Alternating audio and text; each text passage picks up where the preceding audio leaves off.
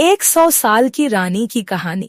किसी समय की बात है, एक छोटे से राज्य में एक सुंदर और बुद्धिमान रानी का जन्म हुआ था। उसका नाम था रानी सविता। वह महल के सबसे अच्छे हिस्से में रहती थी और हर कोई उसकी सुंदरता और शांति की तारीफ करता था। रानी सविता का दिल बहुत अच्छा था और वह हमेशा राज्य के लोगों की भलाई के बारे में सोचती थी। रानी सविता के नेतृत्व में राज्य प्रगति कर रहा था। उसके आदर्शों और निर्णयों से राज्य में खुशहाली फैल गई थी। वह दिन रात अपने राज्य के लोगों की समस्याओं का समाधान करती थी और उसे देखकर राज्य के लोग उसे भगवान की तरह मानने लगे थे। रानी सविता ने न केवल युद्धों में जीत हासिल की, बल्कि अपने शांति और समृद्धि के निर्णयों से भी राज्य को समृद्ध किया। एक दिन रानी सविता के पास एक रहस्यमयी साधु पहुंचा। उसने रानी से कहा, तुम्हारी अच्छाई और महानता के कारण तुम्हें एक अद्भुत वरदान दिया गया है। तुम 100 साल तक जियो और तुम्हारे राज्य में कभी कोई संकट ना आए। रानी ने साधु का धन्यवाद किया, लेकिन वह जानती थी कि किसी वरदान के साथ कुछ खतरे भी जुड़े हो सकते हैं। समय के साथ रानी सविता की उम्र बढ़ी, लेकिन उसकी सुंदरता और शक्ति में कोई कमी नहीं आई। लोग हैरान थे कि रानी अब भी उतनी ही जवां और प्रभावशाली दिखती थी। उसकी नीतियां और शांति से भरे निर्णयों ने राज्य को हमेशा समृद्ध रखा।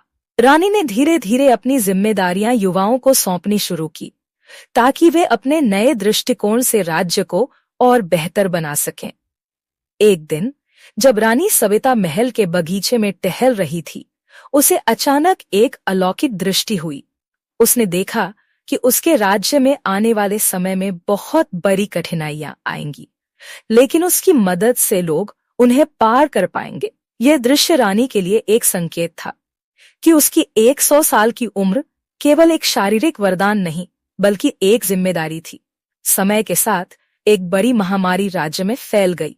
लोग घबराए हुए थे और यह संकट रानी के लिए एक परीक्षा बनकर आया।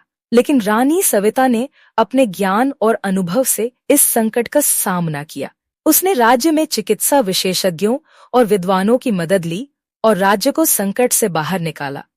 रानी सविता ने अपनी 100वीं वर्षगांठ बड़े धूमधाम से मनाई। महल में एक भव्य उत्सव हुआ और राज्य के लोग अपनी रानी के योगदान को याद करते हुए खुशियां मना रहे थे। रानी का चेहरा अब भी वैसा ही था जैसे 100 साल पहले था, शांत और सुखद। सबको यह एहसास हुआ कि रानी का जीवन न केवल एक वरदान था, बल्कि एक प्रेरणा भी थी।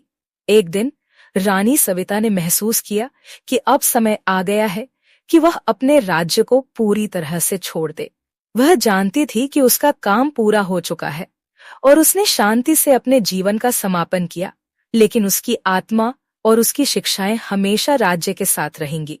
रानी सविता के 100 साल की जीवन यात्रा ने सभी को यह सिखाया कि अच्छाई, निष्ठा और समय का सही उपयोग जीवन को अमर बना सकता है। रानी सविता का निधन होते ही राज्य में हर एक व्यक्ति ने उसकी धरोहर को सम्मान दिया। उसकी शिक्षाओं और योगदानों को सदियों तक याद रखा जाएगा। उसका जीवन यह संदेश देता था कि सत्य, समर्पण और समय का सही उपयोग न केवल एक व्यक्ति को अमर बनाता है, बल्कि पूरे राज्य और समाज को समृद्ध और शांति प्रदान करता है। ऐसे और वीडियोस देखने के लिए हमारे चैनल को लाइक न सब्सक्राइब करें और हाँ, बेल आइकन को दबाना न भूलें।